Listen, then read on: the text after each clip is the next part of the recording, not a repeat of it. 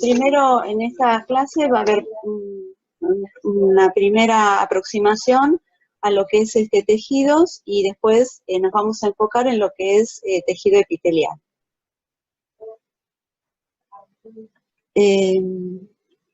Bueno, hasta ahora habíamos visto que las células constituían la unidad estructural y funcional de todo ser vivo. Acá lo que vamos a ver, o en esta clase, lo que vamos a ver es que las células se unen para cumplir una función determinada, una función específica. Y en ese aspecto, lo que vamos a ver es que existen diferentes tipos de tejidos que están formados por células que son estructural y funcionalmente diferentes. Entre ellas tenemos entonces el tejido conectivo, el tejido epitelial, el tejido muscular y el tejido nervioso. El tejido epitelial está formado por células que están unidas fuertemente entre sí, con muy escasa matriz intracelular, y generalmente se encuentra en las superficies libres, tanto externas como internas del organismo. El tejido conectivo es un tejido cuya función principal es sustentar funcional y estructuralmente otros tejidos. Es un tejido de relleno también. En tanto que el tejido muscular está formado por células altamente especializadas, con función contráctil, y por supuesto lo que otorgan es la capacidad de movimiento. El tejido nervioso también es un tejido altamente especializado, y es el encargado de recibir, de integrar y de transmitir los estímulos que provienen del medio interno, para controlar de esta manera diferentes funciones que realiza el individuo. Estos tipos de tejidos, estos 4 tipos de tejidos principales, a su vez se pueden clasificar de acuerdo a diferencias también estructurales en las células y también al hecho de que van a realizar funciones específicas. Bueno, el tejido epitelial, como ya habíamos dicho, está formado por células que están fuertemente unidas entre sí, con muy poca sustancia intercelular, y como había mencionado anteriormente, recubre las superficies internas y externas del organismo, pero también forma glándulas. Entonces, dentro de las funciones que cumple este tejido epitelial es la protección mecánica, la secreción, la absorción, el transporte, y también tiene función receptora. También puede haber una división de acuerdo a la capa embriológica que dio lugar a este tejido epitelial, con lo cual también lo podemos clasificar en tejido epitelial de origen endodérmico, mesodérmico o ectodérmico. Bueno, ya algunas de las generalidades del tejido epitelial las fui mencionando, es un tejido con escasa matriz extracelular y gran cantidad de células que están fuertemente unidas entre sí por uniones especializadas, pero otra de las características fundamentales que me parece muy interesante que puedan ver los chicos es que estas células tienen una polaridad definida. Esa polaridad está dada porque, bueno, la superficie tanto apical como lateral, como vasolateral de estas células, tiene diferencias estructurales, por ejemplo, que están dadas por una diferente composición de los fosfolípidos de membrana, que ellos ya han visto, porque también tienen distinta cantidad de densidad y tipo de proteínas. Y eso hace que no solo haya diferencias estructurales, sino también funcionales entre estas membranas. Y por otro lado, también vamos a ver que existe una polaridad en cuanto a las organelas que están dentro de esa célula. Así, por ejemplo, el núcleo generalmente va a estar ubicado en la porción basal, ¿sí? Y otras organelas van a estar también dispersas en distintos polos de esta célula de acuerdo a la función que cumplan. Otra de las características del epitelio es que tiene una membrana basal sobre la cual se apoya y que crea como una superficie intermedia de contacto entre lo que sería el epitelio y el tejido conectivo subyacente. Y otra diferencia importante con respecto a estos tejidos es que es un tejido avascular. Bueno, este tejido epitelial, así como los otros tejidos, dijimos que también puede clasificarse de acuerdo a determinadas diferencias estructurales y que también le van a dar diferencias en cuanto a la función, ¿no? Y podemos distinguir dos tipos de tejidos epiteliales, el de revestimiento y el glandular. El tejido de revestimiento, que es el que recubre las superficies externas o internas de un organismo, puede clasificarse a su vez de acuerdo a su forma, en plano, cúbico, cilíndrico y de transición, que ahora los vamos a ir viendo uno a uno. Y según el número de capas, puede ser simple cuando tienes una sola capa o estratificado cuando tiene dos o más capas. Y después hay un tipo especial que se llama pseudoestratificado, que también es simple porque está formado por una sola capa, pero que dependiendo del estado funcional en el cual se encuentra el órgano, puede verse como si fuera un epitelio estratificado. Y en cuanto al epitelio de tipo glandular, lo podemos clasificar en glándulas exócrinas, ¿no?, que secretan mucus, enzimas, por ejemplo, o glándulas endócrinas que secretan hormonas. Bueno, viendo la clasificación de los epitelios, habíamos mencionado que existía un epitelio plano simple, en el cual las células son planas, el núcleo generalmente hace como, parece que hiciera protrusión, como si se fuera hacia afuera de la célula. Después tenemos un epitelio cúbico simple, que se caracteriza porque las células son cúbicas o poliédricas y tienen el núcleo ubicado en posición central. Un epitelio cilíndrico, que tiene células que son más altas y generalmente el núcleo lo vamos a encontrar en posición basal. Después tenemos un epitelio cilíndrico pseudoestratificado, que es lo que habíamos mencionado recién, que es un epitelio simple, pero lo que ocurre acá es que, si bien todas las células tienen o se unen a la membrana basal, no todas llegan a la superficie. Y entonces vamos a observar los núcleos a distintas alturas, y esto es lo que hace que este epitelio entonces parezca estratificado cuando en realidad no lo es. Y después el epitelio estratificado, como dijimos, es aquel que está formado por dos o más capas de células. Un epitelio, el nombre del epitelio está dado porque por la última capa de células, por la forma que tiene la última capa de células. Si el epitelio es la última capa de células es plana, será un plano, y en su defecto será cúbico o cilíndrico. Y el otro epitelio que habíamos mencionado, que es el de transición, depende, su forma, digamos, va a depender del estado en el cual se encuentra el órgano, ¿no? Entonces, si está en estado relajado, las células van a tener formas cilíndricas o cúbicas, mientras que si se encuentra en una fase distendida, por ejemplo, la vejiga cuando está llena de líquido, las células que están en la capa más superficial van a ser planas. Bueno, de acuerdo a las funciones, puede tener una función de secreción, que como dijimos anteriormente puede secretar, por ejemplo, mucus, también puede secretar enzimas, como las células acinares del páncreas, o puede secretar hormonas. También puede tener una función de absorción, como la que vemos, por ejemplo, en el intestino o en los túbulos renales. También puede tener una función de transporte, por ejemplo, el que se da en las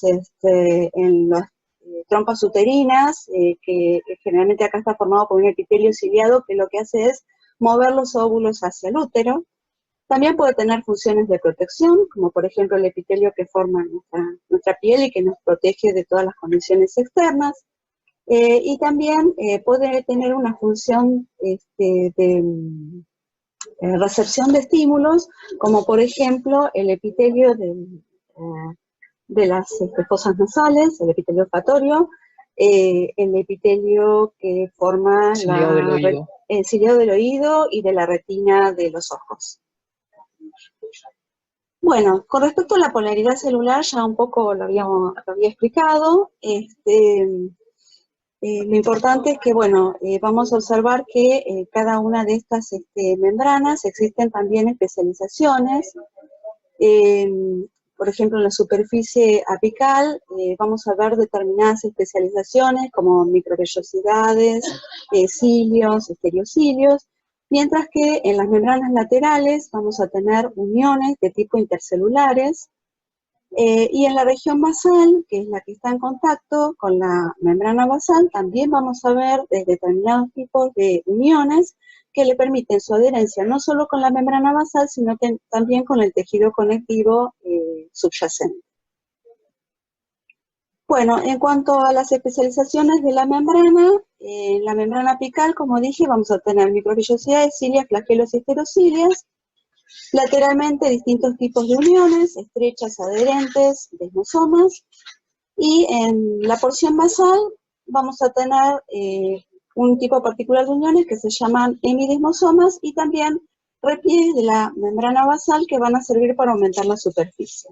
Bueno, y ahora de a poco vamos a ir viendo cada una de ellas. Con respecto a las microvellosidades, estas, bueno, como ejemplo se puede decir que están presentes en las vellosidades del intestino delgado, que generalmente sirven para aumentar la superficie de absorción. En cuanto a los estereocilios, de estos podemos decir que son prolongaciones como más largas y generalmente tienen poca movilidad o son inmóviles. Y el otro tipo de especialización son los cilios, también se encuentran en gran cantidad, y como ya mencionamos anteriormente, servirían para el movimiento de pequeñas partículas que algunas veces están asociadas a mucus, como por ejemplo podemos ver en las tráqueas o en los bronquios, ¿no? Que sirven para eliminar aquellas partículas extrañas que pueden haber entrado a las vías respiratorias. Y algo que olvidé mencionar es que dentro de las microvellosidades, por ejemplo, tenemos la chapa estriada, que es característica del intestino, y después en lo que serían, en los túbulos renales, el revete en cepillo. Gracias. Bueno, con respecto a las microvellosidades, estas son evaginaciones del citoplasma, cubiertos obviamente por membrana. En el centro de las mismas vamos a tener unas de filamentos de actina que están fuertemente unidos por un casquete que se encuentra en porción apical y que está formado por una proteína que se llama villina, y a su vez cada uno de estos filamentos están unidos por otra proteína que se llama fimbrina y que lo une también a la membrana plasmática.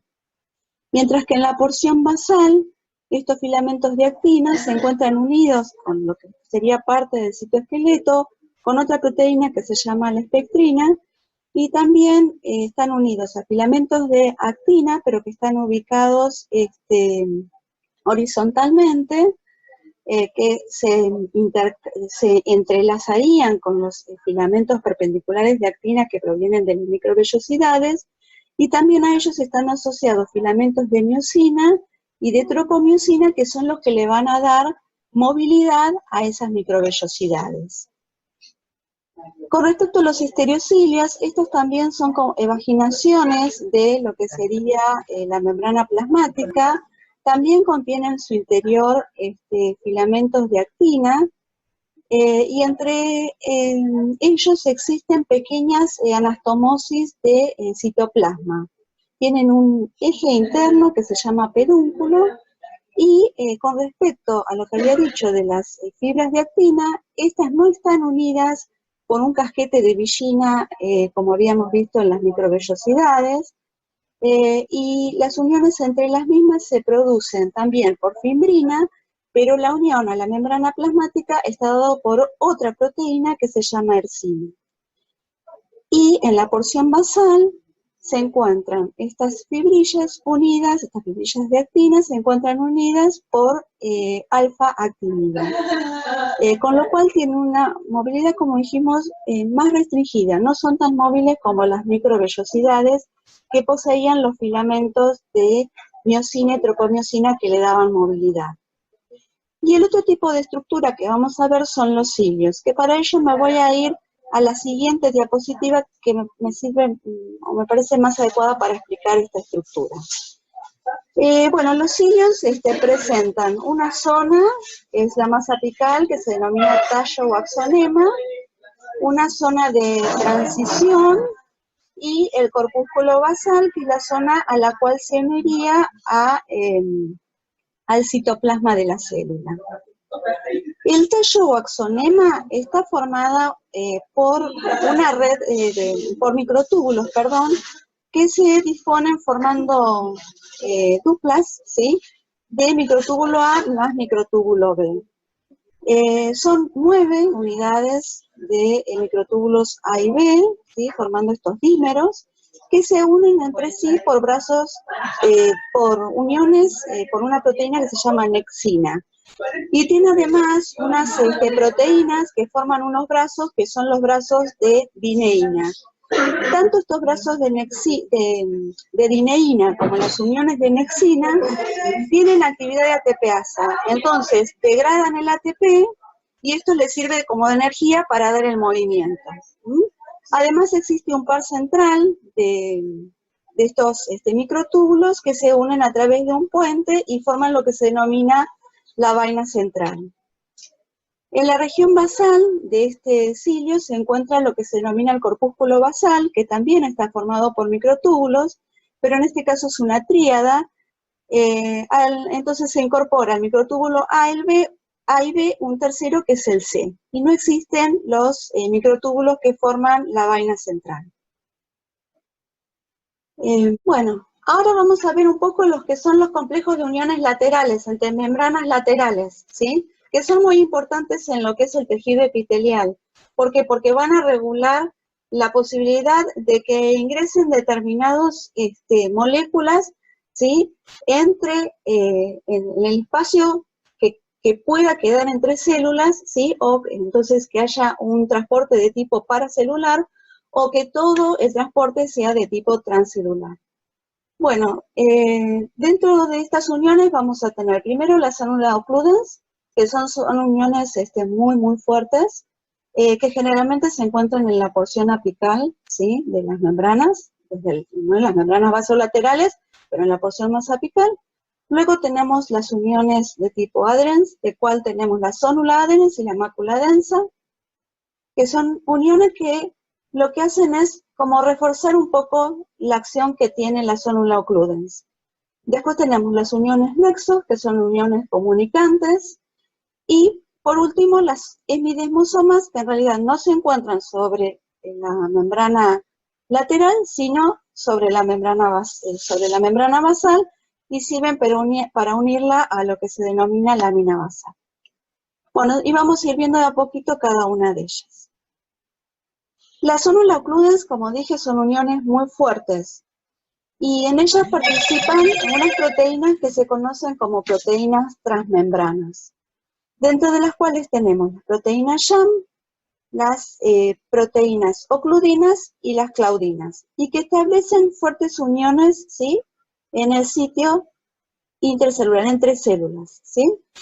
Pero a su vez tienen también prolongaciones del lado, ¿sí?, o una parte de ellas está hacia el lado citoplasmático de estas proteínas, y se relacionan con proteínas adhesivas, ¿sí?, que son estas proteínas, las ZO1, ZO2, ZO3, ¿sí?, que la función que tienen estas proteínas es unir las SHAM, las ocludinas y las claudinas al citoesqueleto constituido por filamentos de actina.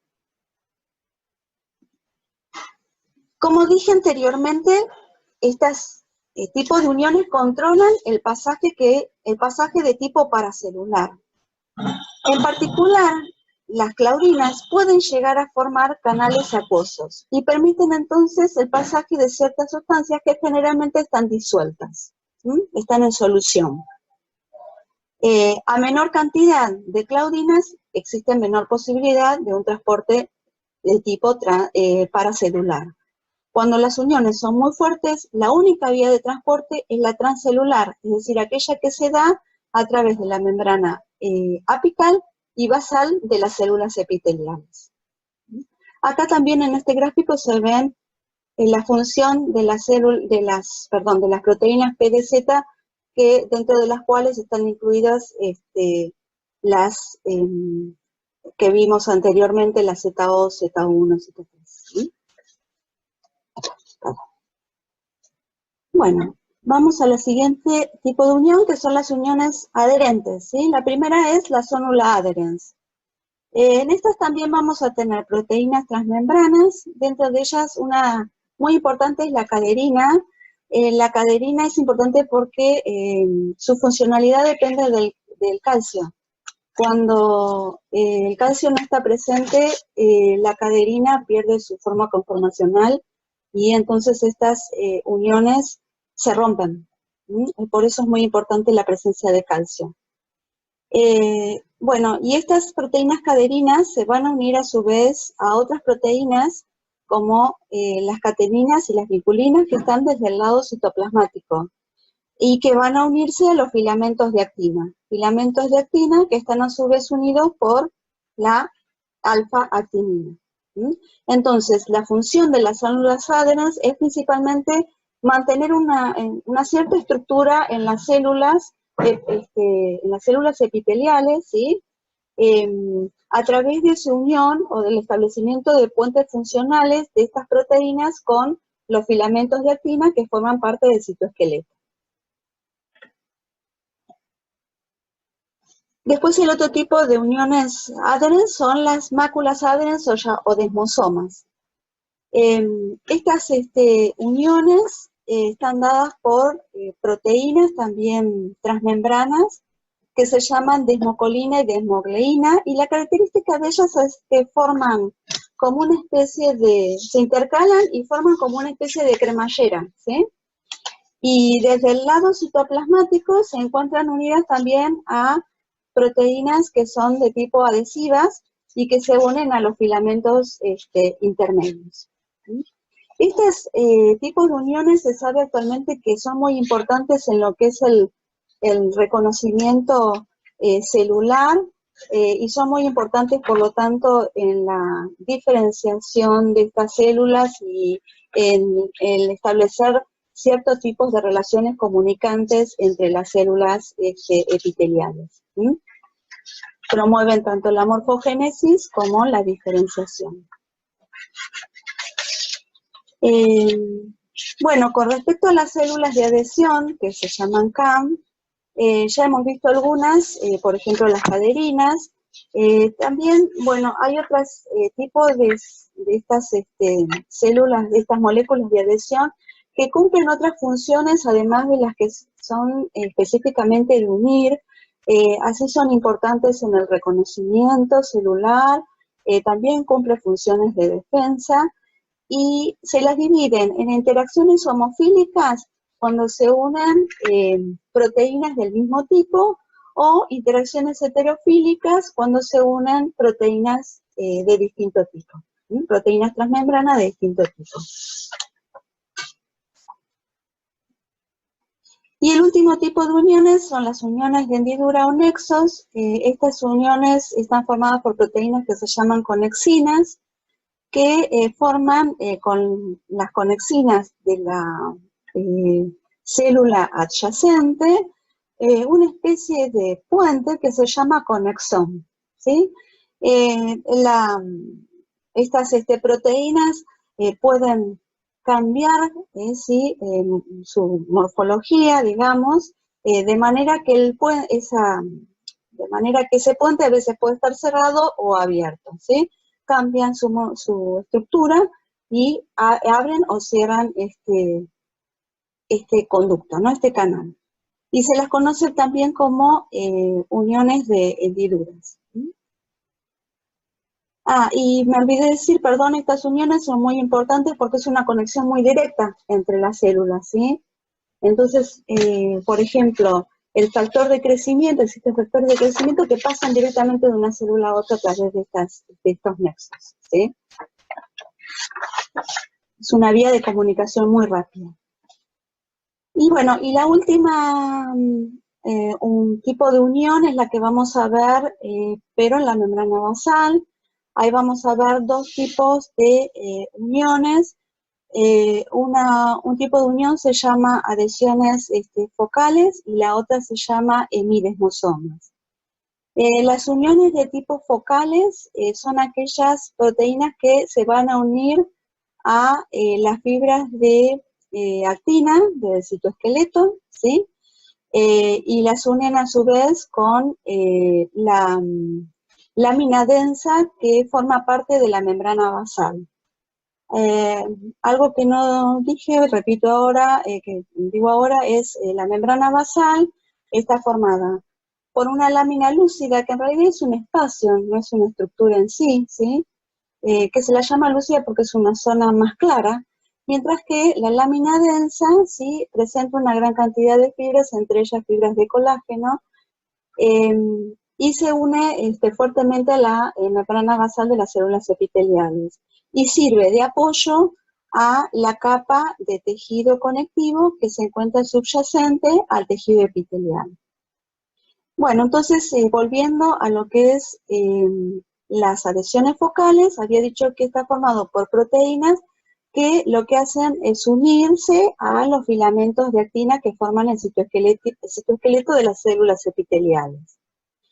En cuanto a las hemidesmosomas, en estas vamos a ver nuevamente estas proteínas adhesivas que se unen a los filamentos intermedios del citoesqueleto. Acá mencionan algunas, por ejemplo, la plectina, la erbina, ¿sí?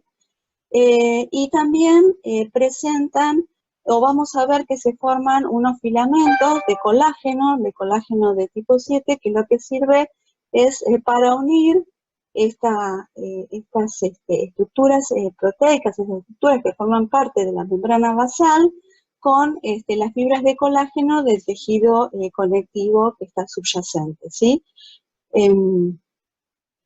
Se une, por ejemplo, con el colágeno de tipo 7, que forman lo que se llaman las fibrillas de anclaje. Y algo que habíamos mencionado anteriormente también es que la membrana basal puede, que acá no se observa bien, puede tener ciertos repliegues que lo que hacen es aumentar la superficie celular. Bueno, esto ya lo habíamos visto en la clasificación, pero ¿por qué se repite? Porque ahora vamos a ver, hasta ahora vimos la función de revestimiento, ahora vamos a ver la función glandular que tiene este epitelio. Bueno, como dijimos, puede tener una función tanto exócrina como endocrina, ¿no?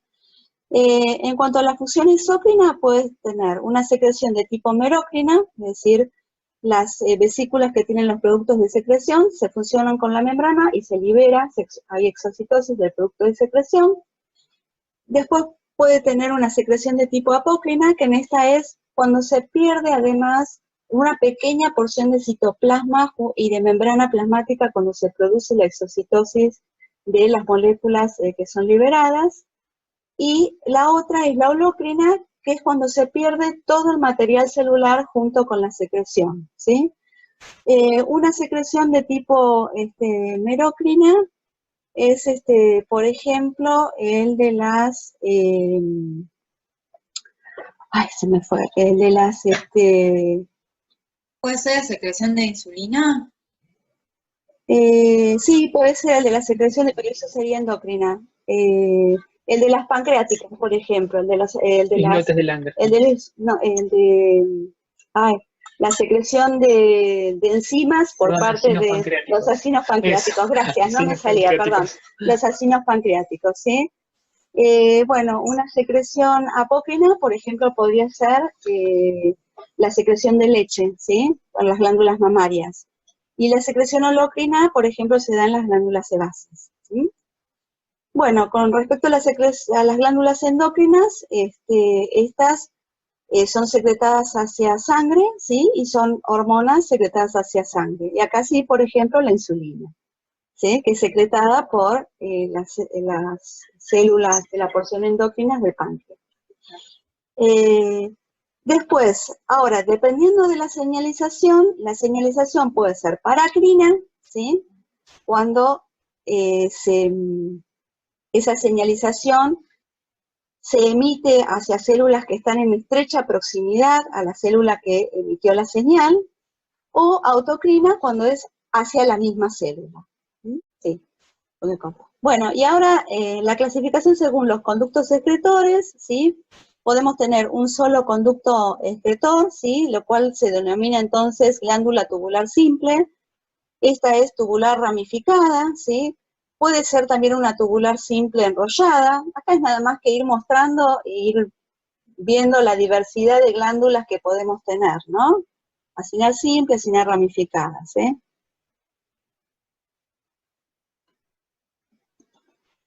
Y bueno, y nada más.